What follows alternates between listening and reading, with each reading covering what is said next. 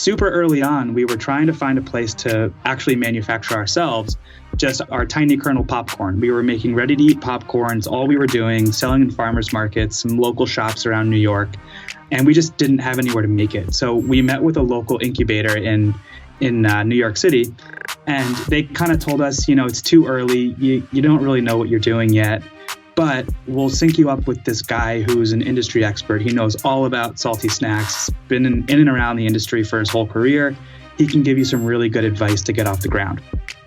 So we were kind of like, a little bit upset that we didn't get into the incubator, but we were excited to talk to this expert that we probably wouldn't have had access to otherwise. So we schedule a call. We all jump on the phone. We're really excited to kind of give him our ideas, get some feedback.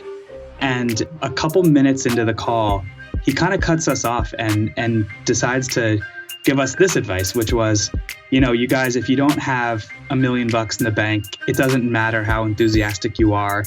It doesn't matter how hard you work. It doesn't matter how good your product is. You'll never make it. So you should just stop now. And that was the advice that we got. So the first industry expert that we spoke to, the first real experience kind of telling somebody externally about this idea and how to get from A to B was don't even try.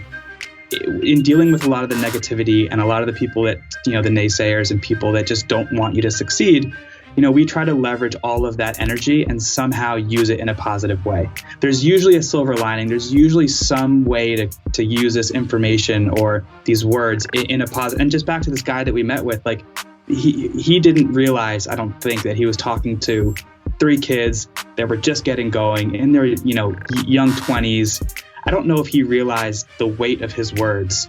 So not that it was malicious, but we used it in a really positive way. So it's always trying to use this stuff for positivity that gets us closer to our goal. And then just forgetting the stuff that can't be turned into a positive, no positive spin, just forget it, let it roll off of your back and keep operating because no one's going to do it for you. So that's kind of the way we do it.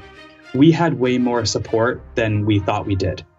And people that really wanted to help us, like not just like with a pep talk and a pat on the back, but like writing checks to us, to knowing the full story. Like we were obviously transparent, knowing what happened, knowing what happened to our business in 2018 because we couldn't really grow, knowing these investors pulled, knowing that this money is high risk because we still have to go raise money on the tail end of this.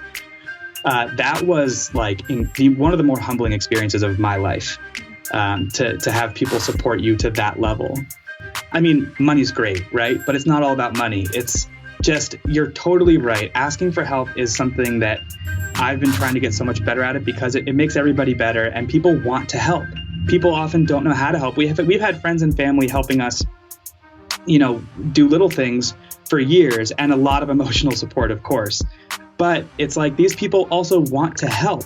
So asking for it and just breaking down that barrier, because they're not going to, force themselves on you. And then we had a hard time asking. So breaking down that barrier was really pretty incredible for us. And, it's not that we had any doubt that these people were really supporting us forever, but it was just like one of those things like, whoa, it just was very eye-opening. So now, that was another lesson learned. It's like we need to ask for help more often and again, not as it relates to money, but just in general, growing a brand. It takes like many villages.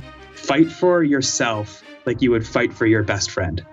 And like to let that sink in for a second, when you're at these tables talking to the buyer of, the largest natural retailer in the world, and you're kind of feeling uncomfortable, like you maybe don't have as much power as you'd like to have, or you have no power at all in some situations, and you're just trying to get them to buy into what you're doing. In those moments, if you can say, okay, my best friend in the world, if this was their brand and I'm at the table because they can't make it to this meeting and I'm fighting for them, I am going to fight so much harder than I would fight for myself. And a lot of people have a hard time fighting for themselves, but very many people have no problem fighting for a friend. There's a point when it feels like it would be easier just to throw it in, but in so many ways, those should be the points where you can pivot, learn from your mistakes, learn what's working and not working, and fix it.